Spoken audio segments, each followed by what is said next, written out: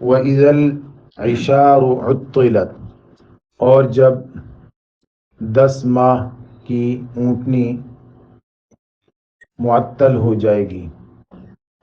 عشار عین شین را، عشر 10 کو کہتے ہیں، عشر 10واں حصہ، عاشر 10ویں نمبر والا. میں عشار یہ مختلف الفاظ ہیں جن میں 10 کا معنی موجود ہے، اور عشار جو ہے وہ ایسی اونٹنی کو کہتے ہیں جو 10 ماہ سے حاملہ ہو. 1 سال کے بعد بچہ جنتی ہے اور 10 ماہ ہو چکے ہیں، تو اب وہ 2 ماہ کے بعد بچہ جننے والی ہے.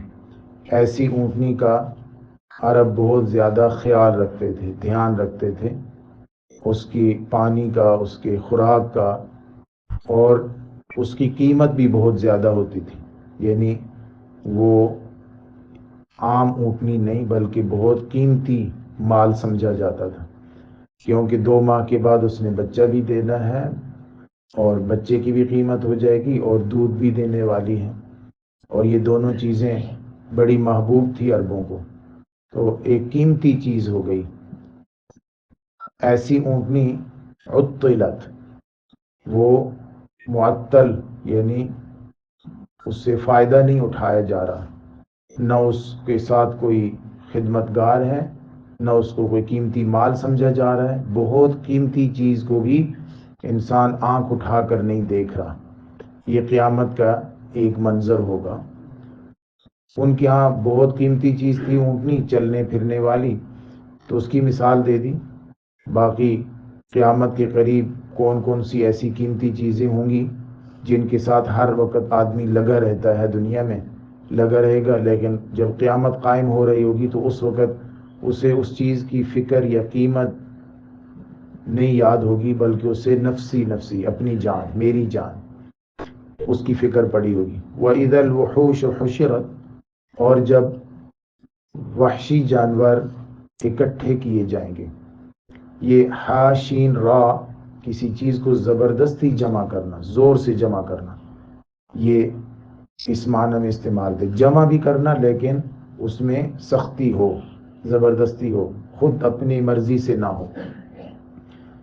اور وحوش ان جانوروں کو کہتے ہیں جو جنگلی جانور ہیں، وائلڈ اینیمل.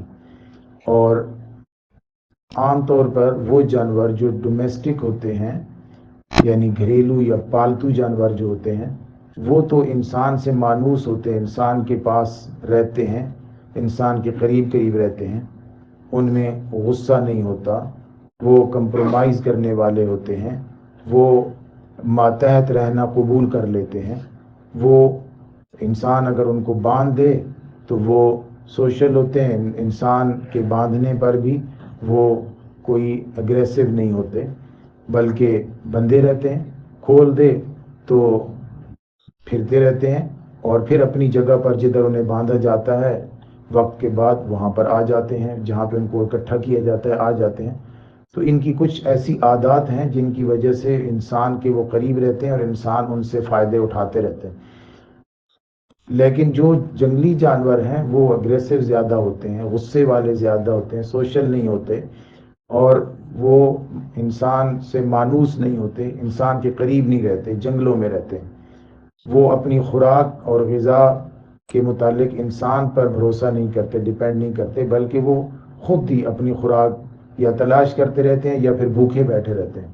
بلکہ کچھ ایسے جنگلی جانور بھی ہیں کہ اگر انسان انہیں پکڑ لے اور باندھ دے یا قید کر لے تو بے شک اس کو خوراک ڈالے وہ نہیں خوراک کھاتے، مر جائیں گے لیکن خوراک انسان کے ہاتھ سے نہیں کھائیں گے، خود ہی شکار کر کے کھائیں گے. تو وہ ہو گئے جنگلی جانور. لیکن کئی بار ایسا بھی ہوتا ہے کہ انسان جنگلی جانوروں کو اپنے ساتھ مانوس کر لیتا ہے، اور اس وجہ سے نہیں کہ انسان اپنی زبردستی ان پر غالب آتا ہے، زبردستی اس وجہ سے کہ انسان ان کی مرضی کا کام کرنا شروع کر دیتا ہے، ان کی مرضی کا دانہ، ان کی مرضی کی خوراک، ان کی مرضی کا پانی، اور بغیر قید کے، قید نہیں نظر آ رہی ہوتی، سختی نہیں نظر آ رہی ہوتی، تو وہ انسان کے ساتھ مانوس ہو جاتے ہیں. یہ ہرن ڈیئر جو ہے. میں دیکھ رہا تھا جاپان میں ایک ویڈیو میں کہ جاپان میں بارش ہو رہی ہے اور جیسے بارش شروع ہوتی ہے تو بڑی تیزی کے ساتھ ہرن جو باہر گھوم رہے تھے وہاں پہ پارکوں میں یا روڈ پر، وہ اور جو انسان پیدل چل رہے تھے سارے، وہ شیلٹر جو روڈ کے کنارے بنا ہوا تھا سارے اس کے اندر جمع تھے. ہرن بھی وہیں پہ تھے اور انسان بھی وہیں پہ تھے. اور انسان جو ہے وہ اپنے بینچوں پر بیٹھے تھے، ہرن انتظار کر رہے تھے بارش رکنے کا، باہر شیشوں سے باہر دیکھ رہے تھے. جیسے بارش رکی تو آرام آرام سے باہر چلے گئے، یعنی انہیں انسان سے کوئی خطرہ نہیں محسوس ہو رہا تھا.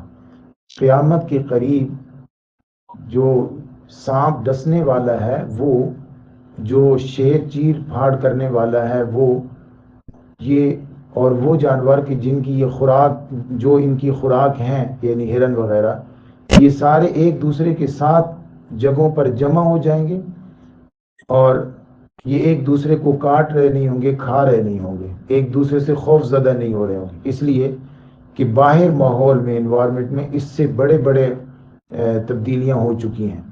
یعنی پہاڑ بیٹھ رہے ہیں، پانی ابل رہے ہیں اور سورج کی روشنی ختم کی جا رہی ہے، ستارے جھڑ رہے ہیں. یہ بڑی بڑی تبدیلیاں ہو رہی ہیں اور یہ ان سارے جانور جو اس وقت زندہ ہوں گے ان کے سامنے ہو رہی ہوں گی.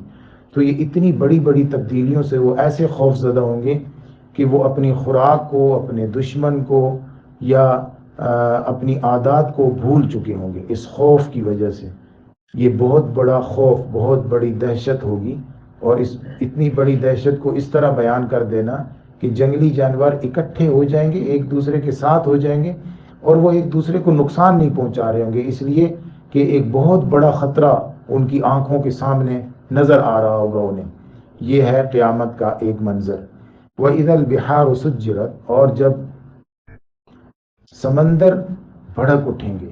سجرت، سین جیم را، یہ سمندروں کے اندر پانی خشک کرنے کے لیے ہوگا یا اس کو گرم کرنا مقصد ہوگا، دونوں ہو سکتے ہیں. اگر خشک کرنا مقصد ہو تو اس طرح ہوگا کہ سمندر میں جو پانی ہے یہ دو گیسز سے مل کر بنا ہوا ہے اور یہ اس وقت تک ہی پانی رہتا ہے جب تک یہ ٹمپریچر 100 ڈگری پر تک نہیں پہنچ جاتا. جیسے 100 ڈگری تک پہنچتا ہے تو یہ دوبارہ گیسز میں تبدیل ہو جاتا ہے.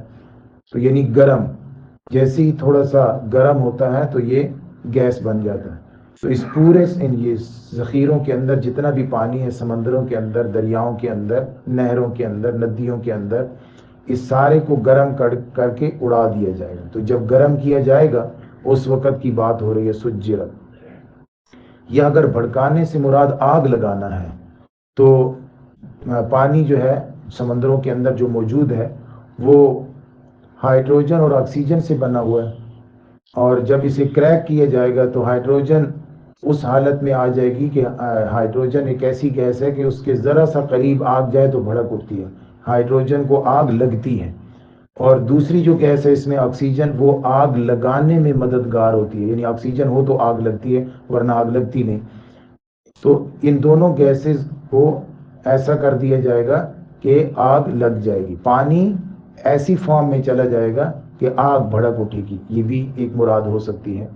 یا ایک مراد جو پہلے مفسرین نے لکھی ہے، انہوں نے یہ لکھا ہے کہ سمندروں کے اندر بھی ایسے پہاڑ موجود ہیں جن کے اندر لاوے ہیں.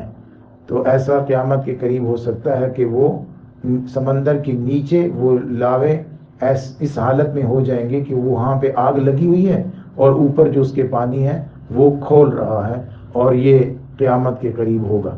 یہ قیامت کے مناظر ہیں. اللہ رب العزت فرما رہے ہیں کہ جو آپ کے سامنے ابھی آپ کو نظر آ رہا ہے نا، جو آپ کی زندگی میں ممد اور معاون ہے، جو آپ کی زندگی کے لیے سازگار ہے، اللہ رب العزت اس سارے کو آپ کی زندگی کے لیے ناساز بنا دیں گے، ناممکن ہو جائے گی آپ کی زندگی. ایک ایسا وقت آنے والا ہے، اللہ رب العزت نے اس وقت سے پہلے تیاری کی توفیق عطا فرمائے.